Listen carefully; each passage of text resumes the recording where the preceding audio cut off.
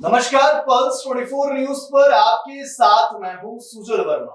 खटीमा क्षेत्र के भारत नेपाल सीमा में मेला घाट में वन विभाग ने अतिक्रमण पर बड़ी कार्रवाई की है, जो उसमें बनाई गई पोल्ट्री फार्म को ध्वस्त कर दिया गया। पोल्ट्री फार्म के मालिक ने आरोप लगाया कि उन्हें केवल 2 दिन पहले ही सूचित किया गया था और अचानक फार्म ध्वस्त कर दिया गया, जबकि क्षेत्र में अन्य अतिक्रमण भी मौजूद हैं। इस पूरे मामले में प्रशिक्षु आईएफएस राहुल मिश्रा ने बताया कि ये नया अतिक्रमण था, जिस पर पुलिस, वन और राजस्व विभाग के सहयोग से कार्रवाई की गई और पुराने अतिक्रमणों पर सर्वे जारी है। खटीमा एसडीएम रविंद्र बिष्ट ने पुष्टि की कि अर्जुन को पहले नोटिस दिया गया था, जिसके बावजूद भी पोल्ट्री फार्म के मालिक ने कोई कदम नहीं उठाया, जिस पर वन विभाग ने कार्रवाई की है। जो एसएसबी की बॉर्डर आउटपोस्ट है, उसी के सामने किसी के द्वारा अवैध रूप से पोल्ट्री फार्म का निर्माण किया गया है, जो कि फॉरेस्ट डिपार्टमेंट की लैंड है। फॉरेस्ट डिपार्टमेंट ने इनको मुनादी भी की और इनको बाकायदा विधिवत नोटिस भी इनको सर्व किया था, लेकिन इन्होंने आज तक खाली नहीं किया है। लिहाजा सब हम मौके में आए हैं, एसएसबी आई है, फॉरेस्ट डिपार्टमेंट आया है, रेवेन्यू डिपार्टमेंट आया है और इसको आज हम अतिक्रमण को हटा रहे हैं। देखिए, जो नुकसान की बात है, नुकसान तो ऑब्वियसली होगा, लेकिन जो कंपनी जिन्होंने ये प्रोजेक्ट इनको दिया है, ये लगभग बता रहे हैं कि 5 लाख का, उनको देखना चाहिए था कि इसकी ओनरशिप क्या है। बिना ओनरशिप चेक किए सरकारी भूमि में अगर वो कोई भी कंपनी इनको ये प्रोजेक्ट देती है तो कंपनी की गलती मानी जाएगी। 20 दिन हो गए थे बच्चों को डाले हुए और हमने लगभग 4 से 5 लाख रुपए खर्चा किया था और मुर्गी के बच्चे दाने सब लाए थे। अब काफ़ी नुकसान हो गया। हमें पहले से फॉरेस्ट विभाग ने सूचित भी नहीं किया था, 3 दिन का मोहलत दे के, और आज आके बच्चों को निकलवा के और खोल खाल के तोड़ फोड़ करने के लिए बात कह रही है। और अब खोलने का हम यही कह रहे हैं, खोल के हटा देंगे। अब हमारे संग तो बहुत बड़ी घटना हो गई और बाकी अब हमें यही दावा करेंगे, हमें कुछ मुआवजा तो मिलना चाहिए ना। हमारा इतना बड़ा नुकसान हो गया, इतने वो है नहीं, और हमने इधर उधर से कर्ज लेके भी बनाया था, क्या कहें। सबसे बड़ी कमी तो फॉरेस्ट विभाग की है, जिसने पहले से हमें सूचित नहीं किया और यहाँ अनेकों फार्म है, उन पर कोई कार्रवाई नहीं किया गया और हमारे संग बहुत बड़ा घटना किया गया है और हमें ही चिन्हित करके हमें ही निशाना बनाया गया। पता नहीं किस लिए, क्या दुश्मनी थी हमसे, जो हमें इतना बड़ा मुद्दा बना के हमारे संग आज ये घटना घटी है। पहला ही बैच डाला था अभी हमने, और 6 महीने से बना हुआ फार्म था पहले, हमें किसी ने कुछ इन्फॉर्मेशन भी नहीं दिया।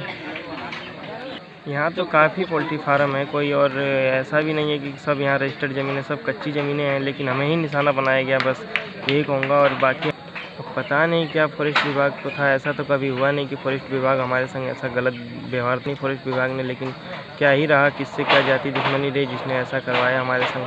अब यही हम तो दावा करेंगे, हम कोर्ट में, हमें फॉरेस्ट विभाग से कुछ मिलना चाहिए मुआवजा। जब हमारा इतना बड़ा नुकसान हो रहा है, बनाने समय नहीं आए तो हम क्या कर सकते हैं।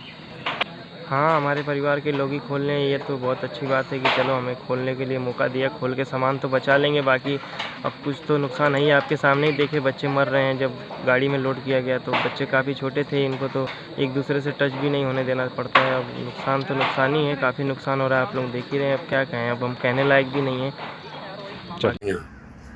वो वन विभाग की ज़मीन पे अतिक्रमण था और जैसे ही हमारे संज्ञान में आया, वन क्षेत्र अधिकारी, प्रभागीय वन क्षेत्र अधिकारी तराई पूर्वी हल्द्वानी, उनके आदेश अनुसार इसको तोड़ने की प्रक्रिया कल से जारी है।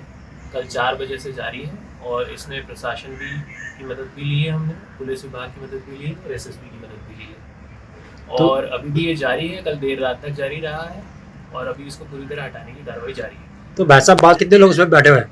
और भी लोग बैठे होंगे, कितने लोग बैठे हैं उसमें अतिक्रमण से? ये अतिक्रमण नया अतिक्रमण है, रिसेंटली बना है और इसलिए इसको हटाने की कार्रवाई हमें करनी पड़ेगी। मेरा अभी नपाई चल रही है, पूरी बंदोबस्ती चल रही है, प्रशासन लगा हुआ है, हम भी लगे हुए हैं और उसकी पूरी रिपोर्ट मिल रही है। तो उसका कहने वाला, उसके बाद भी एक ही व्यक्ति को टारगेट क्यों किया? नहीं, एक व्यक्ति को टारगेट नहीं किया, उसने नया अतिक्रमण बनाया है, इसलिए उसको हटाना अनिवार्य है। सर, उसमें नोटिस दी गई थी क्या?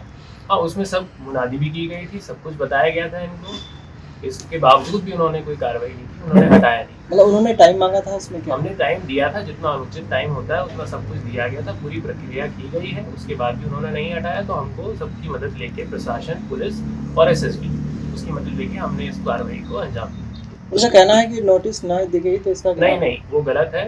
वो जो बोल रहे हैं वो सही नहीं है। उनको सारी चीज़ बताई गई थी, समझाया भी गया था और समय भी दिया गया था, उचित समय दिया गया था कि उनको वहाँ से हटा लिया।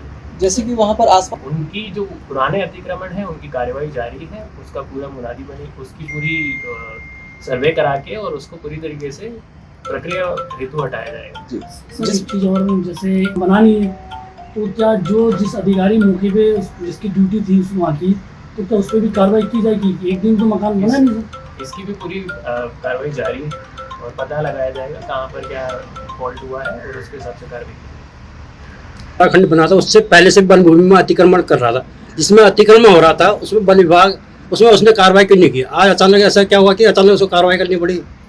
वो पुराना अतिक्रमण है जैसा कि मैंने बताया, ठीक है। ये जो उन्होंने मुर्गी का फार्म खोला है ये अभी खोला है और नया अतिक्रमण आप नहीं कर सकते। जो पुराना है उसकी कार्रवाई उसके हिसाब से होगी और अभी जो है नया किया है उसकी कार्रवाई तत्काल रूप से की गई है।